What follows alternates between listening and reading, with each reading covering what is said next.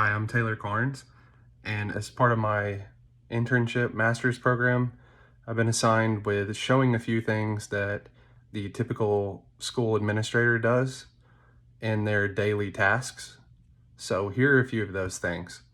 Part of being an effective school leader depends on your engagement with the community and the stakeholders involved in the school. One of the primary stakeholders that I've had to deal with throughout this internship have been parents. So one of the best ways that I've learned from my administrators to be involved with parents on a more deep level and a more equitable level is by using school status. School status is a program that allows teachers and administrators to communicate with stakeholders in order to communicate events or upcoming activities that they should be aware of. One of the best uses of school status that I've noticed is involving all of the stakeholders that speak a different language than me to be able to communicate effectively with me. So one of the best parts of school status is that it is two-way communication, and part of the two-way communication is an automatic translation feature that syncs with our school's HACC program, which is a home access center. So when parents submit that they speak Laotian mainly in the house or Spanish mainly in the house, it allows us as teachers or administrators to communicate with them more effectively. Without divulging the student's full name, I think it's great to show exactly how this program works. And so you can see the message was sent to me in Spanish from a student's parent after a chess tournament that I was in charge of. You can see that I'm coordinating events throughout this application. And you can also see where the messages that were sent back and forth were translated from Spanish into English where I could understand it. One of the key meetings that I was in charge of leading was a team of teachers known as the Explorer teachers. And our group is the non-core teachers in the school that do not teach math, English, science, or reading, or social studies. And so what I did was first off go through the steps of the PLC process. Once I was able to learn all of the steps of the PLC process with the leadership team of our school, I was able to effectively lead a team meeting with the assistance of Greg Kushner, the consultant from Solution Tree that came to assist our school in the implementation process, as well as our school administrators, Colby Snellenberger and Carlos Saron. And I effectively communicated to all of our team, the Explorers, that we would be meeting in the library at a certain time and to bring all of our PLC work that we had done to this point with us and any questions that we might have or any struggles that we might be facing. Once all of the teachers on the Explorer team were in the library and ready to go with all of their work from their PLC groups that had been done thus far, we started to dissect some of the steps that our teachers had used in order to come up with their plans. Once our team was ready to go, we looked at some of the standards that our teachers had began to unpack. And so the very first step is actually choosing essential standards. And our entire team seemed to do very well in that. And so mainly we were looking at the second step, which is a much more lengthy process of unpacking each of the standards that were chosen in the essential standards process. Going through each of the unpacking standards for our Explorer team was a little bit of a challenge. However, we ended up getting through it just fine, and we learned a lot on the way. One of the main things that I learned from working with my internship administrators was that it takes time to get people to buy into a new program because there have been so many programs that have been introduced to schools, and our school's fairly conservative and with a very low turnover rate. There are many teachers and staff members that have a hard time accepting some of the new changes. That's why one of the things that I wanted to do with Mr. Kushner and our administrators in the meeting was to go over some of the standards that teachers had made in a way that was productive and helpful and not a gotcha on the teacher's part. So here's one example of what teachers showed me in the meeting. It was practicing proper care of computer equipment, headphones, mouse, keyboard, etc. So this seems like a very basic standard that was chosen as an essential standard by the keyboarding teacher in the Explorer team. However, each part of this was actually a little more difficult than what we had initially planned. So one part of being an administrator that is essential is learning new things and being able to accept new ideas, such as learning about how to assess progress in a very intentional and also measured way.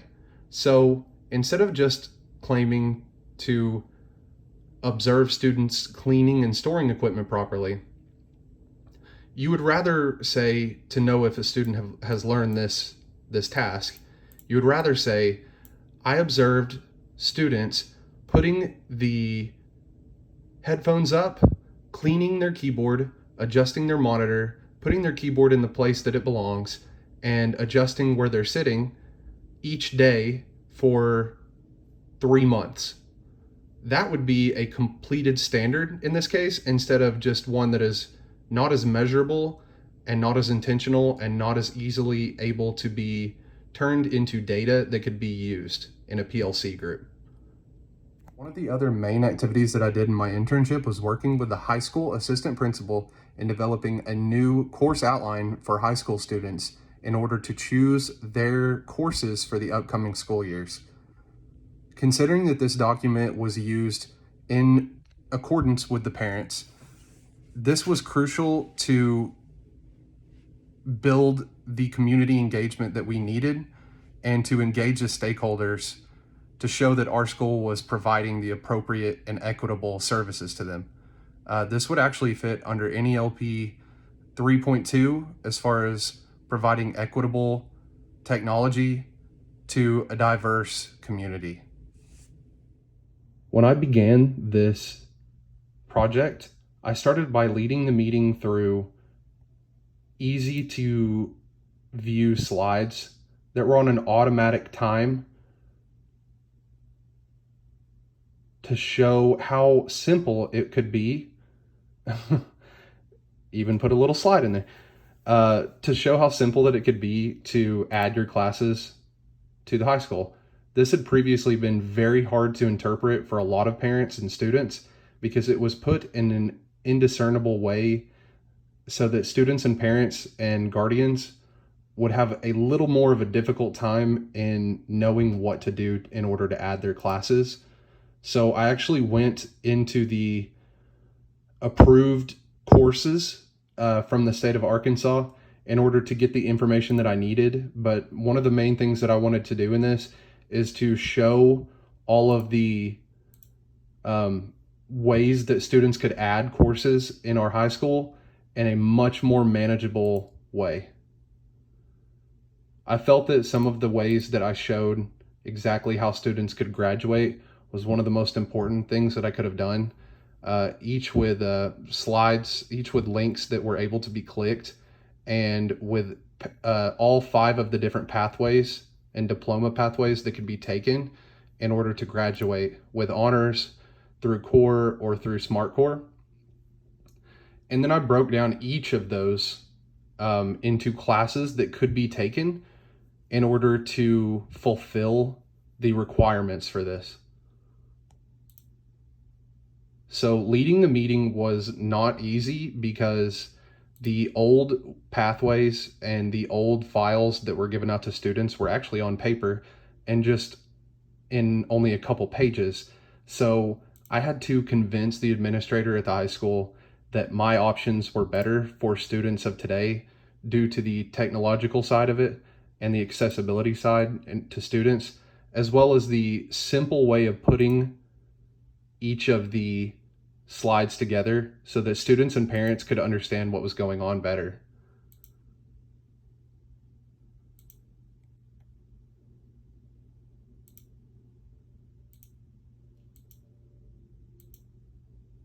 This slide took a very long time to make. Since our school is made up of approximately 20% English second language learners, there was a massive emphasis during my internship in making all of our technology and all of the resources that our school uses equitable and able to be accessed by parents and guardians that don't speak English. I also led, while it's not a meeting, also led a social media platform, actually three for our school, Facebook, Twitter, and Instagram, where I created documents and also spread information that needed to be sent to parents that I learned through our communication team and as part of being on the leadership team for our school in a way that was accessible to parents and guardians that speak English and Spanish.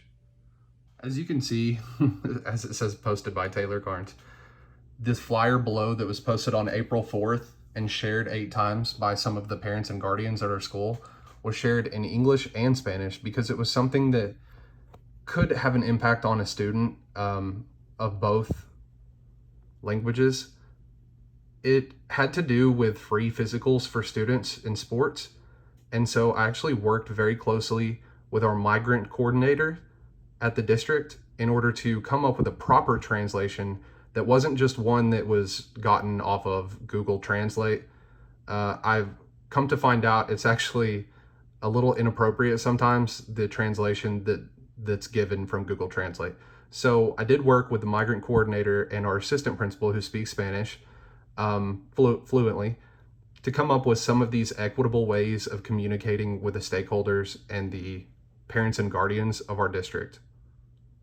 Not only does this show that our school is willing to go the extra mile and take a little bit of extra effort in order to communicate with the 25 or so percent of parents that speak Spanish only in the home, it also shows that we're a tolerant school that is progressive and is reaching for a better future for a lot of the students that get left behind and left in the cracks. Leading meetings has always been a part of some of the clubs and activities and committees that I've had at my school when it comes to dealing with other faculty members. One of the main clubs that I led in my school was the New Teacher Academy and Orientation Committee as the chair of the committee. So it was made up of myself and 4 others, and we decided to, as a team, create a new mentor form for a more formal mentor experience rather than the informal mentor experience that we had been doing. This is because studies have been showing, thanks to some of the research that myself and some of the members of the team or the committee had done, new studies are showing that a formal mentorship program is the most effective way to retain new teachers past the 3rd year mark. Due to the teacher shortage that has been happening lately, we found that it would be the most appropriate response in our new teacher orientation committee to come up with a way to not only have a way of paying mentor teachers, but also making sure that substitutes were used in order to give mentor teachers and mentees or new teachers the time to complete lessons and then speak with one another for a half day after the lessons to talk about what went right and what went wrong and how reflection could be used in a formal written process in order to make sure that this reflection piece of the experience is held accountable for both sides. We found that the informal mentor process was oftentimes not given the assurances that it deserved due to the paperwork that was used to keep up with some of the observations side of it. And we found that it would be better in order to make sure on paper that the mentors and mentees were both getting something out of the program, that we should create a new formal experience and forms for our mentors, mentees in the future. Really enjoyed this entire experience in this internship, and I'm really happy to have led so many meetings that have increased the training and the professional development of all of the teachers and staff of our school.